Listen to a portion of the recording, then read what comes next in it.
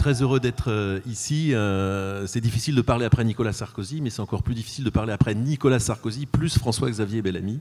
J'aime bien commencer par cette citation d'un écrivain israélien, prix Nobel de littérature en 1957, Shmuel Agnon, qui disait « Il y a deux sortes d'orateurs.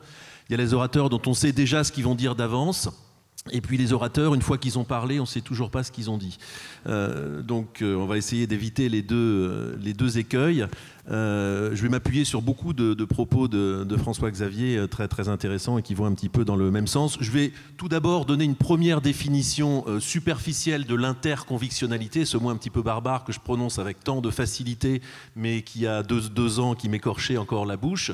Je vais essayer d'expliquer évidemment toute la pertinence que je vois derrière ce concept. Il est basé sur le mot de conviction, bien sûr, qui me semble beaucoup plus approprié pour les problèmes auxquels nous faisons face que les problèmes de croyance, donc conviction à croyance. Et donc interconvictionnel veut dire à un niveau très simple, que je préciserai un petit peu tout à l'heure, c'est plus large que interreligieux, parce que l'interreligieux fait peur, et donc c'est une solution qui agrège plus de monde. C'est pas seulement les religieux, mais aussi les non-religieux qui ont besoin de se parler, effectivement, et de communiquer, de retrouver une culture commune. Alors, je vais partir, mon exposé va être un petit peu en deux parties, une partie un petit peu théorique pour expliquer en quoi on vit un retour du religieux qui est extrêmement problématique à beaucoup dans cette société, tout simplement parce que le religieux, on pensait l'avoir mis sous le tapis, on pensait l'avoir réglé avec cette magnifique loi de la laïcité de 1905, etc. Et il nous revient avec une violence extraordinaire. Et puis, dans un deuxième temps, je serai assez concret, je parlerai des actions des voies de la paix dans le domaine de l'entreprise, dans une entreprise en particulier avec laquelle on a fait depuis 2-3 ans de très très beaux projets qui peut-être répondent de manière concrète à nos préoccupations. Alors il faut quand même dire 2-3 mots de ce retour de religieux qui s'impose à nous sous nos yeux hallucinés, écarquillés, incrédules. D'abord parce qu'il revient de manière très très violente. Les attentats depuis 2015, mais bien avant si on y réfléchit, se font au nom d'une religion. On croyait que c'était plus possible tel quel. Ce qui nous fait quand même faire cette remarque, à savoir que dans le monde entier, des sociétés entières vivent selon la culture religieuse de manière évidente, et c'est très propre à la culture française. Du coup, quand on voyage, on s'aperçoit combien les cultures religieuses imprègnent la vie sociale. Et en France, on l'a un petit peu oublié parce qu'on a eu ce combat très très fort pour la laïcité qui a été frontal contre l'Église catholique et sa puissance plus que millénaire. Donc on l'a un petit peu oublié, et c'est vrai que de voir des attentats se connaître au nom de Dieu, au nom de conceptions déviantes, etc., c'est quelque chose qui nous surprend. Ça s'exprime aussi de manière moins violente, mais aussi qui nous font réfléchir. Beaucoup de débats sur la laïcité. Je prends une étude récente sur les Français musulmans, dont une portion significative des jeunes, 18-26 ans, pour 38% de ces jeunes, la norme religieuse précède la norme de la République. Ce qui veut dire qu'effectivement, il y a un certain nombre de choses qui ne se sont pas transmises, des cultures communes qui ne se sont pas transmises. Mais c'est un fait, il faut démarrer de ce fait-là. C'est peut-être un fait qui nous choque, on croyait pas que c'était possible, mais c'est effectivement ça. Et puis, ajoutons-y quelque chose d'étrange aussi, c'est que sont véhiculées aujourd'hui des conceptions religieuses qui ne sont pas nécessairement assises sur une très grande culture religieuse, sur de grands schémas théologiques, mais des espèces de religions vite fait. On sait très bien qu'on peut se radicaliser très très vite sur Internet. Il y a des facteurs sociaux, il y a des capillarités bien sûr qui expliquent, mais aujourd'hui, ceux qui ont des visions les plus virulentes, en fait, ont une culture religieuse très très très très faible, et elle rejoint une problématique de l'identité, de la reconnaissance qui devient rapidement oppositive à la société, et ça aussi c'est un fait nouveau. En fait, je voudrais dire un mot, j'avais prévu d'être plus long, mais finalement le temps imparti nous est plus court, d'analyser ce retour du religieux, ce qu'on appelle la question théologico-politique. Elle est fondamentale à l'Occident. C'est en gros le dialogue entre Athènes et Jérusalem qui est un des moteurs de l'Occident. Il y a ce philosophe Léo Strauss qui dit que c'est vraiment une dynamique fondamentale, et je pense qu'on l'avait oublié en France, et je pense que ce problème n'a jamais disparu, effectivement. En gros, Athènes, c'est l'enquête rationnelle de la réalité, c'est mettre de la science, c'est analyser les choses de manière rationnelle, et Jérusalem, pour faire court, c'est ce souci, le fait que peut-être le monde nous est donné par une source avec lequel il serait peut-être intéressant d'être en relation, les religions, les spiritualités, etc. Et il y a toujours eu ce dialogue, entre dialogue temporel, les rois, les empires, les puissances terrestres, et bien sûr les puissances spirituelles. En France, on a réglé ça, je veux dire, au niveau social par la loi de 1905, où effectivement effectivement le combat était très très violent avec l'Église catholique. Mais aujourd'hui, ce problème théologique, en plus d'être réimposé par la violence, par des personnes parfois extérieures à nos sociétés, a changé d'une nature qui nous rend, qui produit un grand désarroi. C'est-à-dire qu'avant, c'était un combat de puissance. L'Église catholique d'un côté, extrêmement puissante même de manière temporelle, face à un pouvoir politique. Et puis le pouvoir politique a gagné. D'abord, la modernité, nos sociétés de contrat ont gagné le combat. Avant, on imposait une vision du social en fonction de vérités surnaturelles. D'ailleurs, c'était le cas chez les Grecs. On avait une vision du cosmos et organiser la cité, c'était l'organiser en fonction de vérités qui étaient au-delà. Les théories chez Platon du politique, qui doivent reprendre les différentes parties de l'âme, etc. Toutes ces très très belles théories où on va chercher des vérités extérieures et où on essaye d'organiser la société en fonction de ces vérités. Après, au Moyen-Âge, les sociétés médiévales, c'est Dieu, il y a des vérités supranaturelles, des vérités théologiques, et au nom de ces vérités, on essaye d'organiser la société.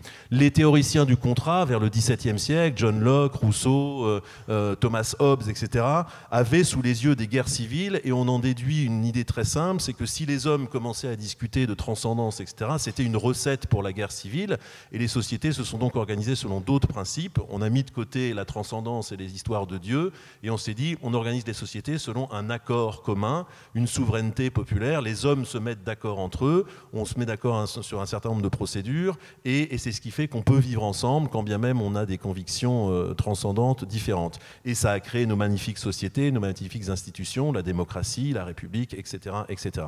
Et aujourd'hui, il y a une mutation de ça qui nous rend en grand désarroi. D'abord, un certain nombre de ces institutions sont peut-être un petit peu essoufflées, parce qu'on le voit bien à l'occasion de certains débats sociétaux. La procédure, c'est bien, ça règle un ordre de parole, ça donne la parole à tout le monde, mais ça ne va pas non plus au fond des choses. Et on voit bien que quand on parle du mariage homosexuel qui engage une conception anthropologique de l'homme, de la fin de vie qui engage de la substance, c'est pas seulement organiser un débat entre avis différents, on a besoin d'aller au fond des choses.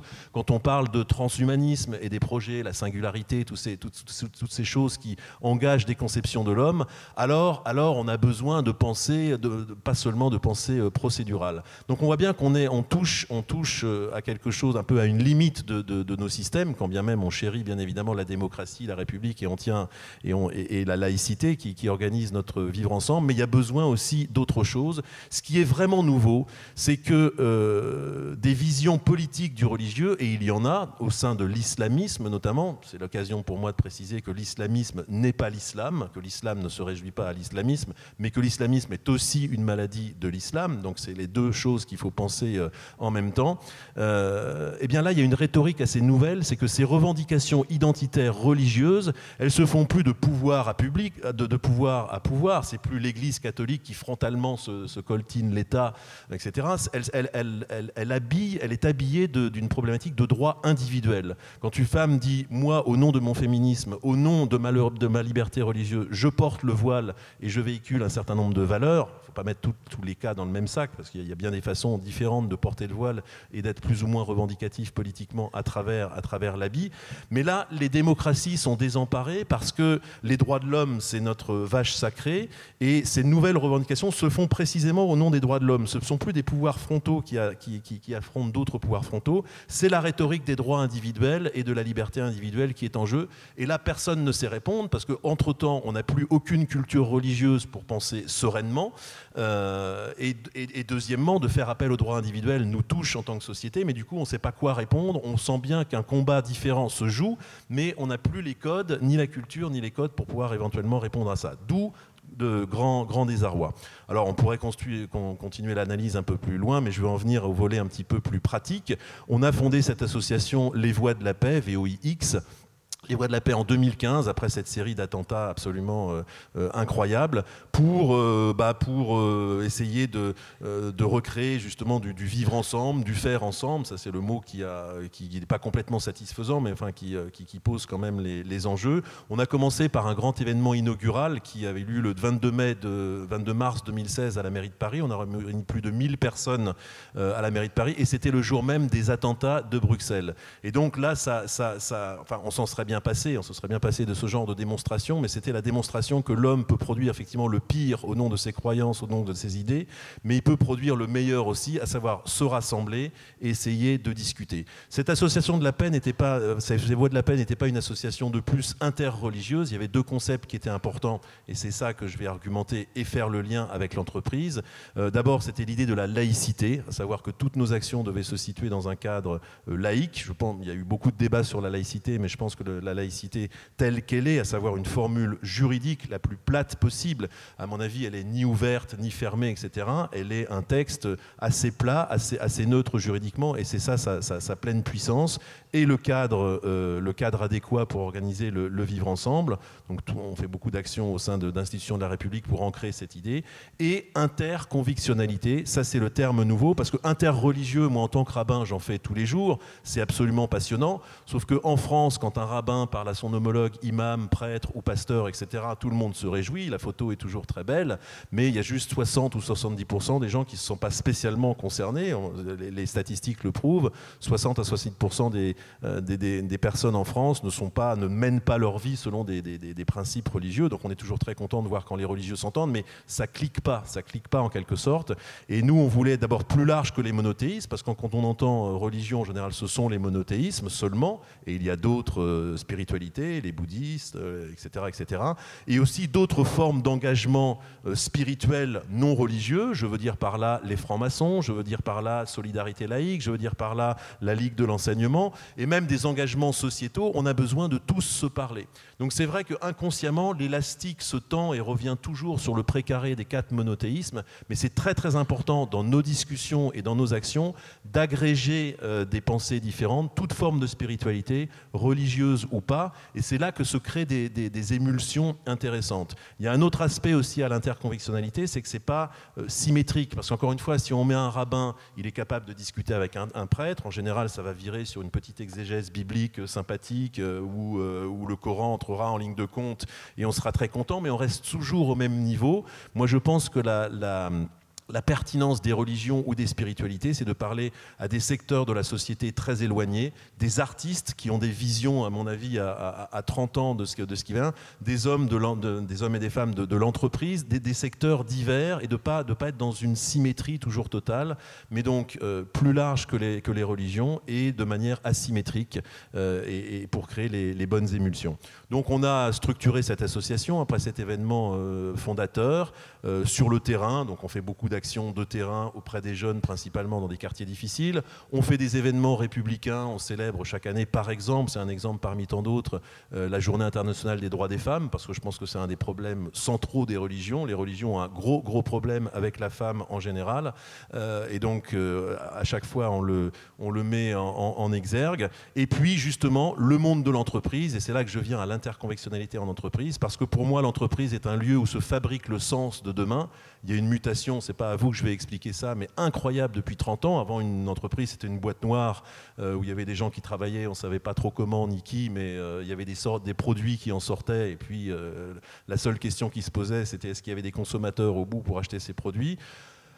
Vers les années 80, l'entreprise est un peu devenue transparente sur ses process, parce que la société a commencé à s'intéresser aussi à qu'est-ce qui se passe dans l'entreprise, comment sont fabriqués ces produits et quelles sont les valeurs qu'elle met en jeu. Et je crois qu'on est dans une période extrêmement intéressante où parfois l'entreprise est en avance aujourd'hui sur la société. Il y a de telles normes éthiques, et certaines entreprises s'obligent à ces normes éthiques par toutes sortes de chartes qui sont en avance. Je pense aux luttes contre les discriminations, hommes-femmes, orientation sexuelle, handicap, etc. Il y a des choses qui sont très très intéressantes et en avance de la société. Et c'est sur ce postulat que l'entreprise était un lieu où se fabrique le sens de demain qu'on est venu voir les voies de la paix. Et là, je vais parler d'une expérience précise.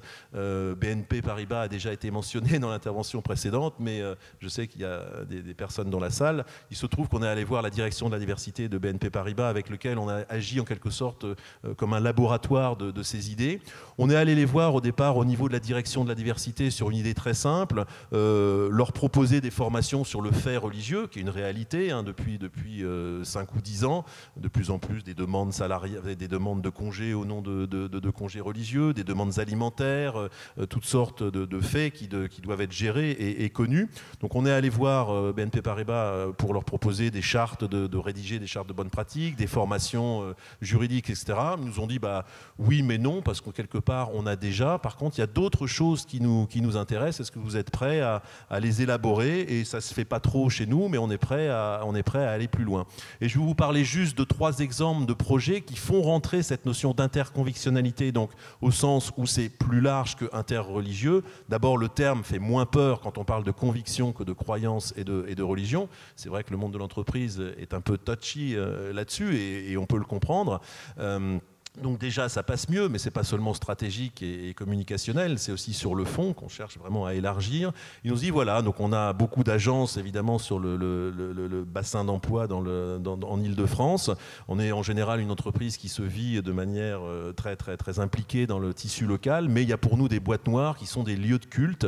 Est-ce que vous pouvez organiser pour nos salariés des visites de lieux de culte et des rencontres avec des leaders spirituels, donc voilà, synagogue, mosquée, loge maçonnique, temple bouddhiste, etc.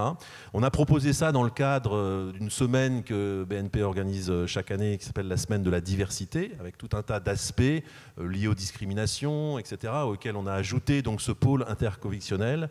Et ça, vous me pardonnerez le mot cavalier, ça a cartonné. C'est-à-dire que les salariés ont répondu en masse. C'était pour la première fois, ils rentraient dans une synagogue, dans une mosquée, et pour autant qu'il y ait des interlocuteurs intelligents et intéressants, ça a été vécu comme quelque chose d'extraordinaire. Alors, de culturel d'abord, enfin tout simplement intéressant à titre culturel, mais aussi parce qu'on a fait des focus group derrière pour analyser pourquoi les gens avaient répondu en masse et pourquoi ça les avait intéressés. Il y avait des bénéfices multiples à tous les niveaux. D'abord, ça déliait un petit peu le lien dans les services. Le collègue musulman, peut-être à quel on n'a jamais osé parler, etc. Eh bien, en revenant de la mosquée, du coup, on aborde ces questions-là. Et puis, c'est créditer, enfin les salariés créditer l'entreprise de faire des choses un petit peu dégagées du quotidien, etc. Bref, il y a eu un retour extrêmement positif là-dessus, sachant que tout ça s'inscrit dans ce que François-Xavier Bellamy disait d'une manière générale, à savoir qu'aujourd'hui, on cherche à replacer l'humain au centre, qui n'est d'ailleurs pas une très très belle expression, mais en tout cas, il n'est plus question de demander à quelqu'un de venir travailler en entreprise, de simplement donner sa force de travail. On s'intéresse à ce qu'il est, et les convictions sont de plus en plus, font partie de ce qu'il est, en tout cas elles sont de plus en plus exprimées, et donc il est intéressant simplement de leur donner un espace où elles puissent s'exprimer. Donc voilà, une action, des visites de lieux de culte que l'on fait maintenant d'année en année en élargissant le panel proposé et qui donne lieu à des discussions absolument passionnantes. On a fait des tables rondes un peu étonnantes ça c'était au siège social, c'était plus hiérarchique, etc. Mais une table ronde sur argent et religion, la formulation même du thème, je veux dire, était étonnante. Déjà mélanger argent et religion. Alors on n'a pas appris à BNP Paribas à faire son métier de banquier, bien évidemment, pas, mais c'était quelles sont les représentations liées à l'argent au sein de chaque religion. Et là, on rejoint la notion de culture générale. Les entreprises ont des cultures. Alors parfois parce qu'elle est portée par la conviction personnelle d'un patron charismatique, ou historiquement, il y a plutôt une culture catholique ou une culture protestante dans certaines entreprises. Mais même d'une manière générale, il y a des façons de faire dont on n'est pas forcément conscient. Et là, d'entendre simplement des responsables de culte dire voilà comment on envisage l'argent au sein de telle religion, c'était extrêmement intéressant. Enfin, voilà, entre le judaïsme qui envisage l'argent d'une certaine manière et le catholicisme où c'est un petit peu plus dur. On connaît l'éthique protestante des affaires aussi. Ça élève un petit peu le débat et ça a été ressenti comme tel par tous. On fait une autre table ronde bientôt sur la parentalité ou sur l'idée de transmission. C'est quoi transmettre d'une génération à une autre? Et c'est une problématique d'entreprise. Comment se transmet une culture au sein des nouveaux arrivants d'une entreprise, pas seulement dans des fusions ou dans des fusions-acquisitions, etc. Donc le patrimoine culturel, le symbolique d'une entreprise est un sujet de plus en plus aussi intéressant. Et je dirais que là, on est sur un projet encore peut-être plus ambitieux. Il y a au sein de BNP Paribas, mais comme dans beaucoup d'autres entreprises, des programmes de formation au manager, au leadership, avec différentes populations identifiées à différents niveaux. Et la pensée, effectivement, de base qui sert de référence, c'est la pensée managériale classique, Harvard, etc., et autres références habituelles. Mais nous, on va fournir des références par rapport aux textes des traditions religieuses et spirituelles. On l'a testé pour le judaïsme, ça marche extrêmement bien, avec des chefs d'entreprise qui posent des problématiques complètement actuelles, et il y a des intervenants extérieurs qui viennent gratter dans le Talmud ou dans d'autres textes, etc. C'est quoi le leadership? C'est quoi les différents modèles de leadership? C'est quoi une crise? C'est quoi mener un projet? C'est quoi un juste prix? Moi, il se trouve qu'en tant que rabbin, je suis intervenu pendant 3-4 heures sur c'est quoi un juste prix, et on trouve des textes absolument fantastiques qui sont d'une actualité immédiate sur la concurrence, comment la faire varier, où se situent les normes éthiques, etc. Et j'ai aucun mal à imaginer que ça puisse être le cas pour toutes les spiritualités. Et donc, ça fournit simplement un autre référentiel. Et je dirais que c'est ça l'idée de l'interconvictionnalité en entreprise. Les entreprises ont une culture, ont un métier très précis, nourri par évidemment des références absolument passionnantes. Mais quand même, les religions et les spiritualités réfléchissent depuis 2-3 000 ans à quelques petites problématiques. Et c'est tout simplement intéressant d'apporter aussi il s'agit de convertir personne, bien évidemment, mais d'apporter ces ressources réflexives qui varie le point de vue de telle manière que c'est tout simplement passionnant et enrichissant pour tous, alors même que les gens ne sont pas spécialement branchés au départ sur la spiritualité. C'est ressenti de manière très intéressante.